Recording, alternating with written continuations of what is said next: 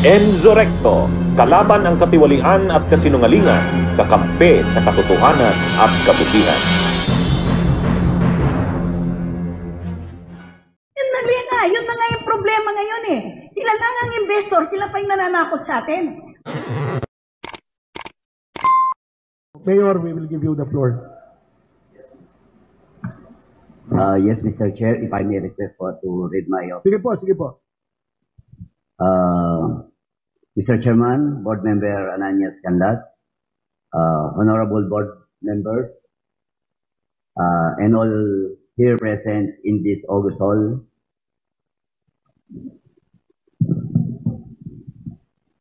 I, together with our equally hardworking public servants of the municipality of Porac, come here today with my heart and mind, ready and open to participate in the resolution of the Pogo crisis. Payakman po ang aming munisipyo, nagawa naman po ang inyong mga lingkod, bayan ang aming mga trabaho.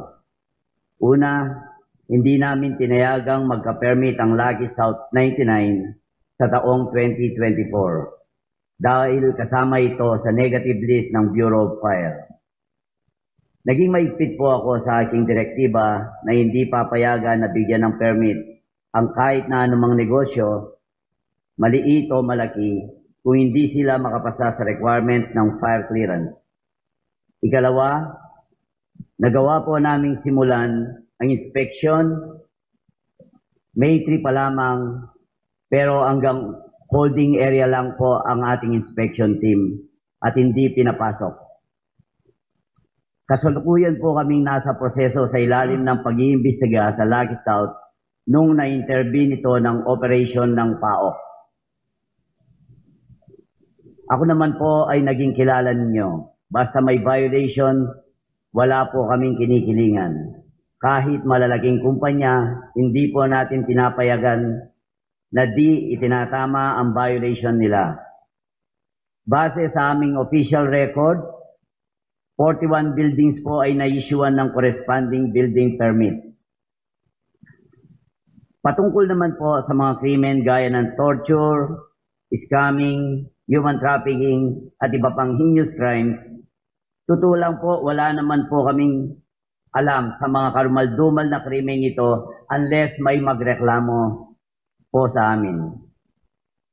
Hindi po ang mayors, kundi ang PAGCOR ang may regulatory powers sa mga POGO. Ang PAGCOR po ang may visitation powers na nakakapaglabas-masok sa loob ng premise ng mga POGO.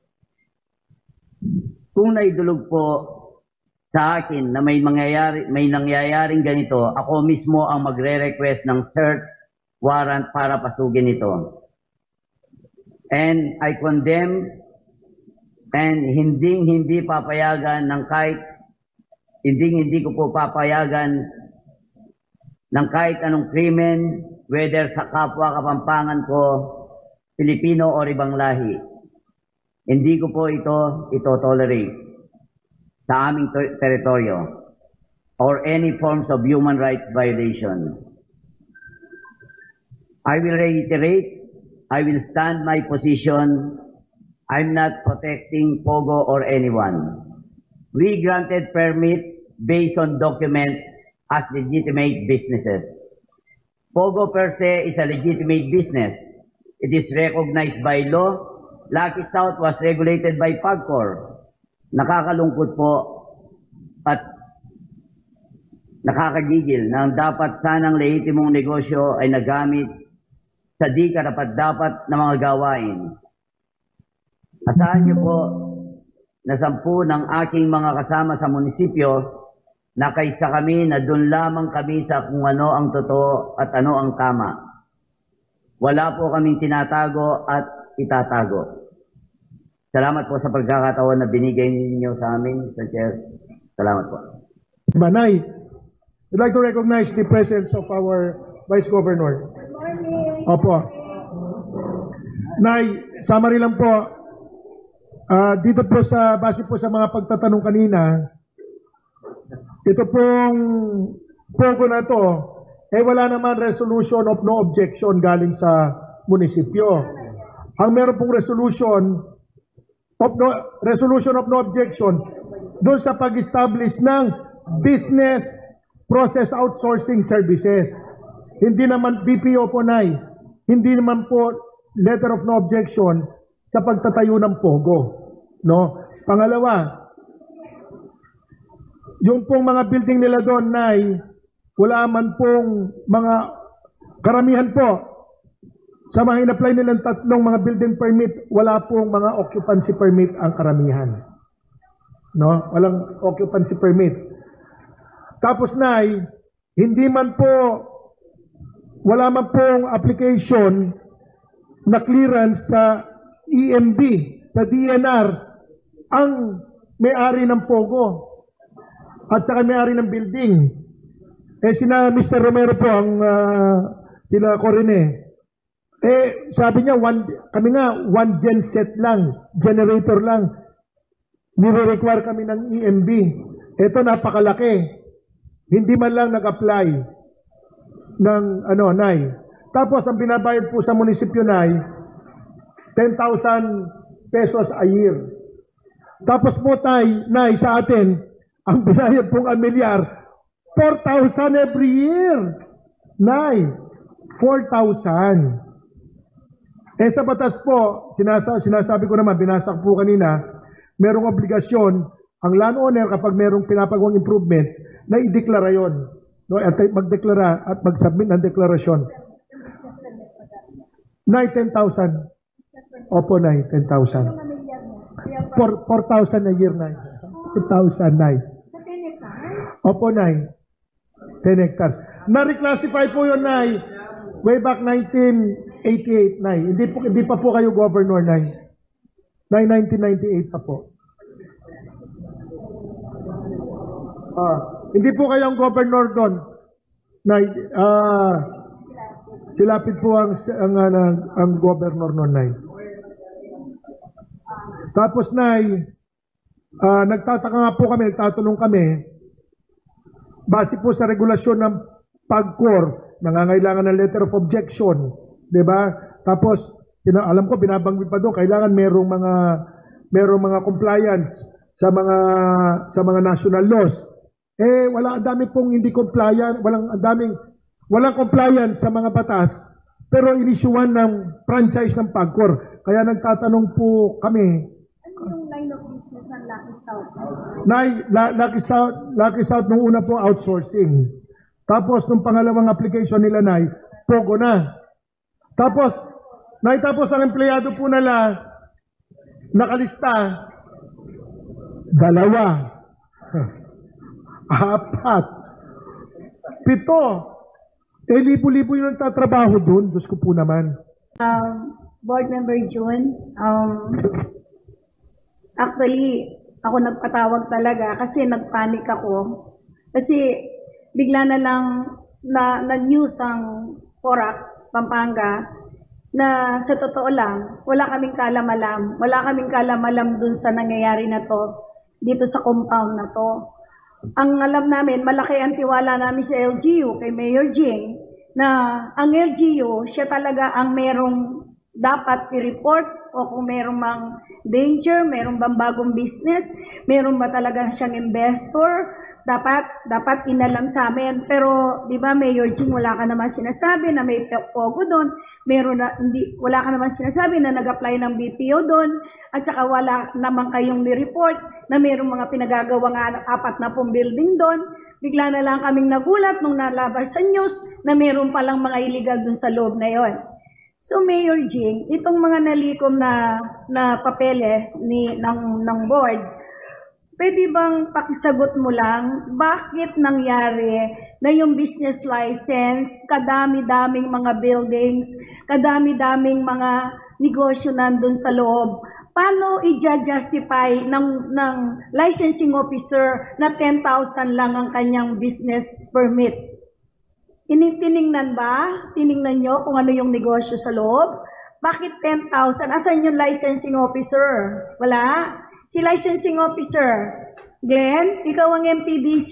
Di ba nagko-cooperate kayo sa license nung mga business license? Kayo nagkukwenta kung ano yung pananaw mo, kung ano yung sayo? Nung time na po yon, municipal engineer na po ako. Hindi na po ako yung municipal planning. Hindi, wala ba yung licensing officer mo, Jing? Meron. Asan yung licensing officer? Asan? Ikaw ba yung licensing officer? Vice Gov, opo. Wala pa, hindi pa ako yung licensing officer.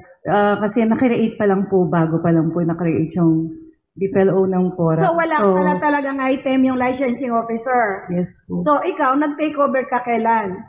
2017 po, under Treasurer's Office po, clerical. Oo nga, pero 2017, ikaw na yung nagbibigay ng mga business license sa PORAC, di ba? Under the Treasurer's Office po, for assessment lang po and clerical. Pero whatever, lahat ng licensing officer under ng treasurer, kayong magko-coordinate dalawa. Sasabihin sa'yo ng planning officer mo, sasabihin ng treasurer mo, ito yung bigay mo na alaga dun sa business license. Conforme dun sa kanyang korporasyon, ano yung tatayan niyang negosyo. Di ba? Hindi mo ba in-assess? Bakit ka pumayag na 10,000 pesos lang a year ang ibinigay mong permit sa kanila na ganun lang yung ibayad sa inyo sa PORAC? Saan mo binasi yun? Naka-attach po siyang BIR, from BIR na zero income. Tapos, inaano niya po, Your Honor, yung kanyang, dalawa po kasi laging dinadala niya pong business, which is the Whirlwind and Hindi Lucky pwede South yun po. kasi newly corporation lang siya, so wala pa siyang tax. Kabago-bago na lang create yung korporasyon na yun. So, depende kung anong ilalagay ng negosyo doon mo ibabase yung business license mo. Hindi yung nakatouch sa BIR. No income pa siya kasi bago pa lang eh. Bago pa lang. Sana tiningnan mo anong negosyo mo, BPO? Anong negosyo mo, Pogo? Kahit na umpisa pa lang, dapat ibase mo na doon yung ibibigay mong business permit sa kanya. Ilang taon mong nilagay yung 10,000 a month, a year, dito sa Santa Cruz PORAC na to na negosyo. Ilang years na yung 10,000 a year na business permit? Since 2019, ganun na po. Wala po. 19, hindi mo na binabago, taon-taon hindi mo na binabago. Regulatory fees lang po yung nilalagay namin. So, hindi mo na in-inspection kung ano na yung development, kung ano nangyari sa negosyo nila, kung ano yung binabayad niya sa BIR, hindi mo na tiningnan yon. Basta, nakapatente na lang sa 10,000 a year. Yun lang. Yes po, kung ano po yung linagay niya po sa kanyang application, Your Honor. Mali kayo doon. Mali kayo doon. Dapat tinitingnan mo yung... So, karangaliwang magnegosyo kayo basta binilide, panwalan nyo niya. Di ba? Ano ba yung... Sanay ka ba na maging licensing officer? Sanay ka ba? Anong educational attainment mo? Actually po, hindi po ako naka-detail as a licensing officer, Your Honor. Pero ginagawa mo. Ikaw yung gumagawa ng mga business permit. Binigay po assignment sa akin from treasurer, tapos po, yun po hanggang...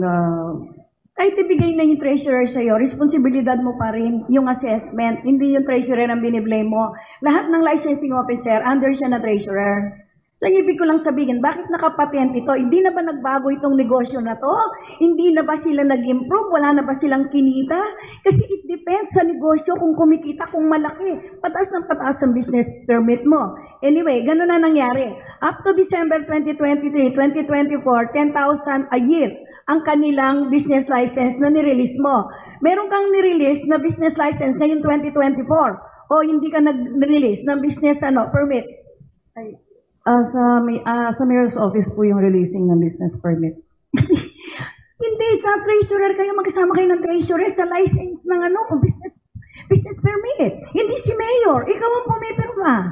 Pirmahan mo, rin-recommend mo kay mayor, si mayor ang magpipirma, final.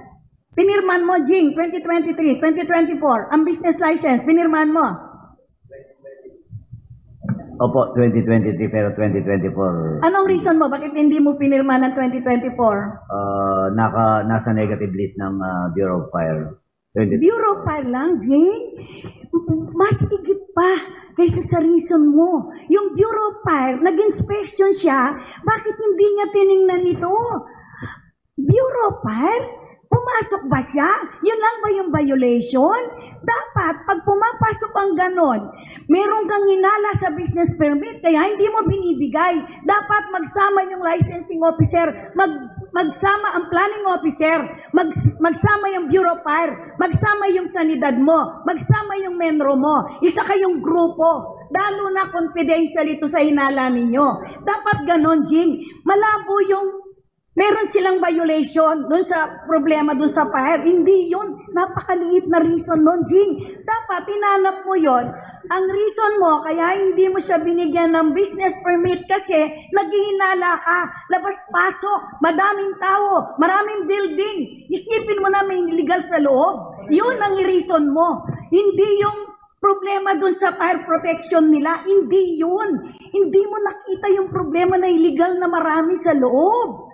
Dapat yan, nilusob nyo, ni-raid nyo. That's why we conduct a joint inspection team kaso po na hindi kami pinapasok. Yun na nga yung problema ngayon eh. Sila lang ang investor, sila pa yung nananakot sa atin. Bakit hindi ka nagreklamo sa higher authority? Bakit sumalta lang sila sa bayan mo? Ayaw kang papasukin?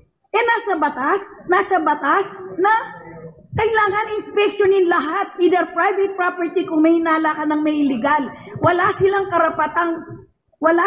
karapatan na bawalan kang pumasok sa loob. Bakit? Sino ba sila? Binili na ba nila yung Pampanga? Binili ba nila ang Porac? Sa kanila ba lahat yan? Naglilis lang sila eh. Investor lang sila eh. Bakit mo pinabayang hindi ka papasukin? Kaya ngayon tayo napupuruan. Tayo nagkakaproblema. Never kayong matakot sa mga investor. Never kayong katakutan sila. Bakit? Sumanta lang sila dito eh. Tapos tayo matatakot? Sana nagsumbong ka. Sana pinaalam mo sa amin para nagsumbong tayo sa higher up. Hindi na nagtagal yan. Opo. Even the PAOK, they need a search warrant to enter the premises na. Kaya kami talaga wala po kaming power. Jing. Huwag mo sabihin, ang pinag-usapan natin dito is the business license pa lang. Wala pa yung PAOK. Wala pa yung PAOK. Ang LGU, karapatan niya, lahat ng pumasok na investor sa kanya, na karapatan niya, na tingnan, ultimo maliit na building, ultimo isang pako, kung ilan yung building, anong pagkagawa, ano lahat yan. Pero Jing, ang nangyari, wala kayong ganon sa munisipyo ninyo. Matagal nang nag-illegal yan. Matagal na silang nag-iligay dun sa loob na yan. 2024, saka pa lang. Tapos ang reason mo, kaya pala hindi mo binigyan ng business license, kasi may reklamo yung Bureau Fire. Asan yung Bureau Fire? Hindi niya, bakit siya nakapasok? Hindi niya nakita yung mga legal sa loob? Yung Bureau Fire mo? Yun lang ang nireklamo sa'yo, kaya ayaw mo siyang bigyan ng business permit because of yung mga permit niya sa fire, yun lang. Pumasok ang fire department mo, ba't hindi niya nakita yung mga illegal sa loob? Nakapag-conduct ba ng inspection ng Bureau Bakit Fire? nalaman na may problema? Pero pakitawag sa susunod yung Bureau Fire Protection, yung representative. Bakit yung Bureau Fire mo nakapasok sa loob? Ay, baka hindi mo nga nakapasok din eh. Hindi rin nakapasok na. Bakit kasi dinadahilan mo ngayon sa press con mo? Kasi yung fire protection ang problema, kaya hindi mo sila binigyan ng business license. Di nagsisinungaling din siya rin hindi siya nakapasok. Actually, nasa negative list po nila, kaya yun po yung naging basis namin for, kasama po sa requirements po kasi yun. Isa lang yun sa requirements, maliit lang yun. Kailangan lang na ng fire extinguisher yun, no? Wala nga occupancy permit. Kaya ngayon pwede nga yun eh. So anyway, napansin ko lang, ba't walang pirma yung applicant sa business permit? Ganito ba? Computer generated ba to? Talagang hindi pinipirmahan? Walang pirma, oh. Computer generated po. Yung mga application niya may pirma. Meron po. Bigyan nyo kami yung kopya, yung ano niya. Yung may pirma na application.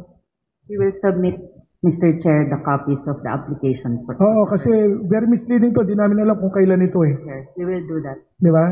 Yung assessor, nasaan? Assessor, Magkano ang milyar na binabayaran nitong 10 hektarya nitong yung may-ari ng ano na yan, ng lupain na yan? Based on records po, more or less 4,000. 4,000. 4,000 a year! Bali na 4,000. 4,000 a year! 4,009. 4,000 nga. Mas mahal pa po babayad rin ang kakatamong ortelanong manasik kay metong hektaryang Saan gabon. mo nakuha yung figure na yan sa kalaking hektarya na yan, tapos merong mga binegosyo. Kahit na mataas yung bakod, masisilip mo yung mga development, di ba? 4,000 siya. Noong una pa, hindi pa ako governor, meron ng golf course yan. Meron ng hotel. Since pa noon, hindi ka nagbago. 4,000 pa rin ang milyar na binabayad sa'yo. Hindi ka nagreklamo, hindi ka nangangal. Hindi kayo nag-tax mapping doon. Hindi kayo nag-imbestiga. Vice Gov, bali, kaka-assume ko lang po this May 2 lang. Sino yung dating assessor? Retired na po. Ilang taon niyang tinatanggap yung 4,000 a year na amilyar nitong malaking hektarya na to? Since 1998 na. Wala nang pagbabago. Ikaw, provincial assessor, nakapatente rin ba yan? Nakapatente rin ba yung amilyar na yan? Opo, Nay, 20 parehas po. years, 12 years, ganun na rin? 4,000, wala nang pagbabago? Parehas po yung record po natin sa province at sa assessor. Hindi ka nagreklamo, ba't hindi mo tiningnan? Nasilip mo naman yung development para ng BDC yun. Opo, Nay, kaya dahil nga po sa developing yung PORAC at siguro nakita ito ng governor din natin at si Mayor Jing, kaya nag-conduct po tayo ng tax mapping para may deklara po natin itong mga undeclared real properties. Naka-convert ba yan? Sorry po, Nay. Naka-convert ba o agricultural pa rin? Sa ngayon po, Nay, kaya 4,110 ang amilyar niya dahil naka-agricultural at residential po siya. Jing, ba't mo naman pinabayaan yun? Nay, the problem po siguro, nung pag-upo ko, wala pa talagang tax mapping ang PORAC. Pero noong 2019, pagkaupo ko, nagkaroon na ako ng directives na kailangan tayong mag-tax mapping. Jing, This sorry prevents me 2020 huwag mong sasabihin yan. Hindi reason yan. Huwag mo sinasabing wala ka pagkadastrial ang PORAC. Hindi yun, hindi reason yun. As long as ang Ayala, ang laki ng binabayaran sa'yo, amilyar, business permit, ang laki-laki ng Ayala. Pero wala ka pang kadastrial, no, ang sinasabi mo. Wala pa yung ng plano ng PORAC mo, di ba? Pero nagawa mo yon. Ibig ko sabihin, hindi natin pwedeng i-daylan yon na wala pang kadastro yung PORAC. Hindi Nandyan na yan Nandyan na yan, Jing. 2019. Pero nakapatente pa rin kayo sa 4,000 na amilyar. 1 taon. Hindi dahilan yun. Ayun, nagpasigil ka nga. Nagtrabaho ka ng 2019. Pero nagbago ba? Hindi. 4,000 pa rin ang amilyar mo. Actually, tinatapos nga ho namin yung tax mapping namin. 2019 talaga pong pinus ko na masimulan. 2020 dahil sa pandemic na stop. After the pandemic, inumpisaw naman namin. Huwag mo ngantayin yung tax mapping ng province. Bakit? Nakita mo, lumulobo yung mga building, 6 na po na matataas na building. Kailangan mo pang matapos yung tax mapping bago nyo itaas yung amilyar? Hindi. Ibig mo sabihin, common sense na lang, Mayor. Lumulobo to. Parang isa ng city ang lawog. Pagkatapos, antayin mo pa yung tax mapping ng probinsya para itaas mo yung amilyar nila? Hindi. Kailangan automatic, magdesisyon ka na. Uy, magbayad ka ng 1,000 amilyar mo kasi sobra na yung development mo dito.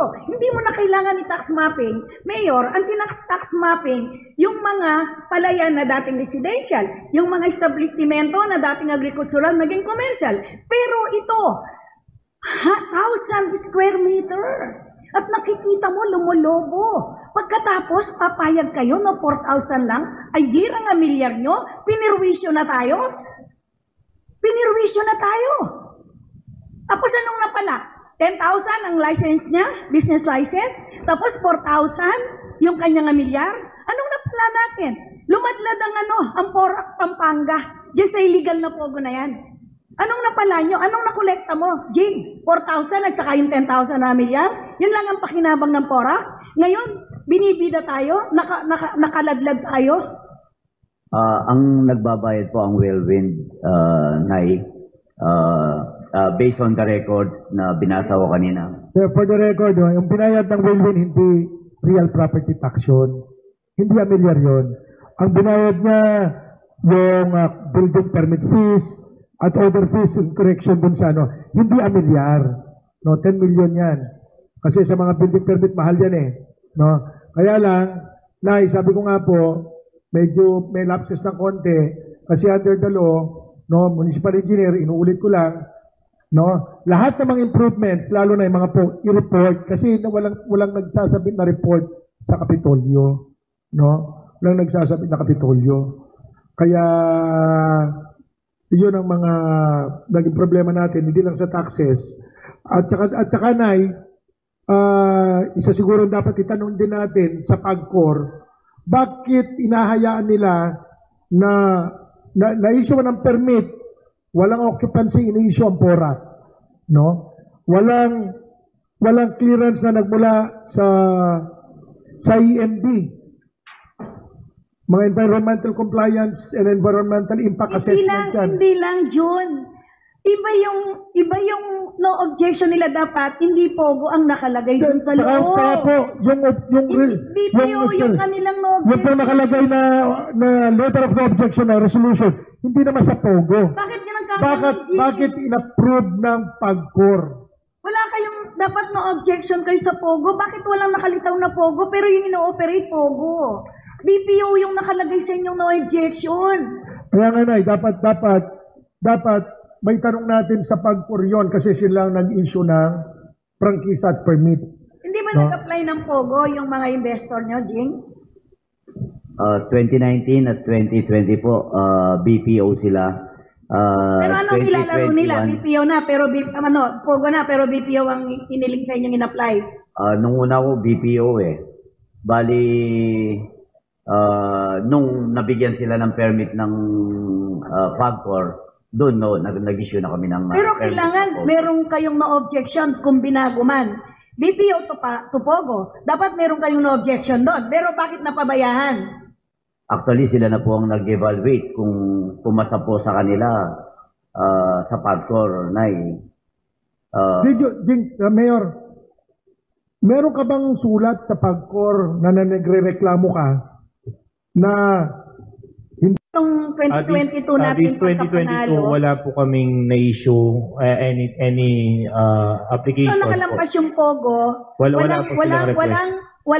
walang coordination sa Sangguniang Bayan na kailangan kung siya dinisregard kayo, hindi kayo naka-take note na po sa amin po. Yung investor sila, di ba?